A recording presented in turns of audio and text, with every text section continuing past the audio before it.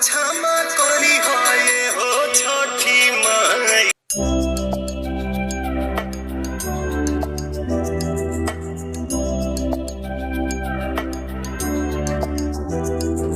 Hello everyone, welcome back. तो जिस त्यौहार का मुझे काफ़ी टाइम से इंतज़ार रहता है वो त्यौहार आ गया फाइनली। तो आज है छठ पूजा का पहला दिन, नहाए खाए। तो आप सभी को मेरी तरफ से नहाए खाए की बहुत सारी ढेर सारी शुभकामनाएं। छठ माता हम सभी की सारी इच्छाएं पूरी करें।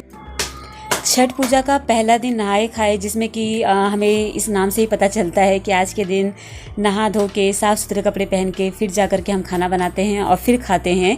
और आज के इस त्यौहार में बनता है लौकी की सब्ज़ी, चने की दाल और चावल। आप ऊपर से आपकी जो इच्छा हो आप वो बना लो, जिस तरह से कि आप पकोड़े बना लो बिना प्याज लहसुन के। और हाँ, आज के दिन अरवा खाना खाया जाता है।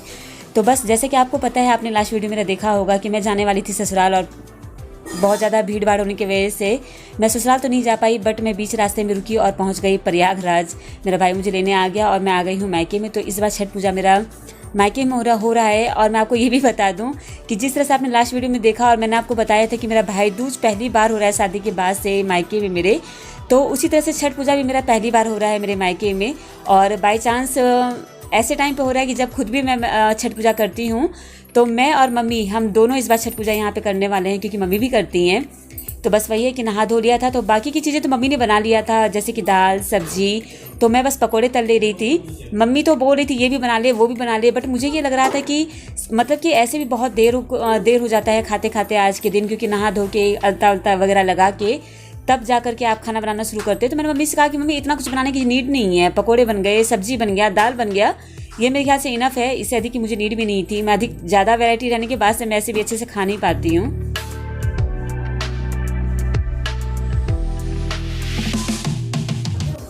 तो नहाए खाए का संपूर्ण भोजन जो विधिवत बनता है वो बनके पूरी तरह से तैयार हो चुका है।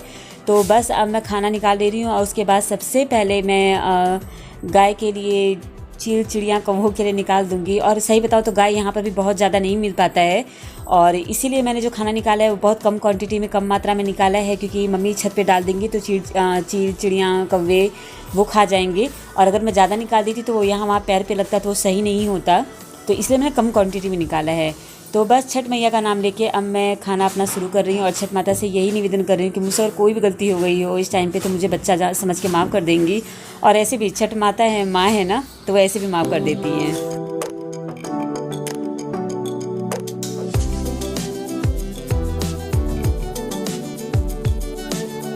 और बस भाई ने कुछ पेस्ट वगैरह और वो जो रूम फ्रेशनर वगैरह होता है, इस तरह की चीज़ें ऑर्डर की थी, तो वो अभी आ गया, जिसको देख के लल्ला बहुत एक्साइटेड था। मम्मा ये देखो आ गया आ गया। मैंने कहा चलो अच्छी बात है भाई।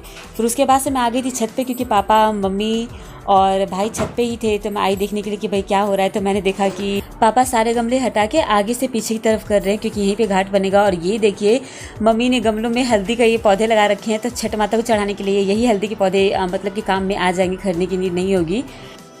हाँ हाँ, कितना सुंदर लग रहा है मम्मी। इसी में मधुमक्खी बस बना रही है। और ये देखो भाई, इस बार मुझे लग रहा है छठ माता को ये अमरूद भी मुझे लगता है चढ़ाने के लिए हो जाएगा थोड़ा बहुत। बाकी मार्केट से ले लेंगे, और बाकी घर का जो मेहनत की चीज़ है ना भाई, वो मिल जाए तो बात ही कुछ और है। तो मम्मी मुझे वही दिखा रही थी, देखो कितने अच्छे अच्छे अमरूद हैं। तो बस क्योंकि घाट यहीं पे छत पे बनेगा, तो इसलिए मैं सोच रही हूँ कि मतलब पापा पहले से ही तैयारी में लगे हुए थे, सारे गमले हटा हटा के एक साइड कर रहे थे पीछे की तरफ। तो मुझे लगा कि कितना मेहनत वाला काम है। तो मैं भी पापा के साथ में आ गई, और भाई तो कर ही रहा है, वो पीछे की तरफ सारे गमलों को अरेंज कर रहा है, और पापा और मैं सारे गमलों को हटा रहे हैं। हालांकि मुझे मम्मी ने करने नहीं दिया, बाद में गुस्सा करने लगी कि नहीं तू मत कर, तू चल मेरे साथ मार्केट चल, तैयार हो चल। मम्मी चाहती है कि एकदम अच्छे से रानी बिटिया बन के बैठे रहो, घर में कोई काम ना करूँ मैं।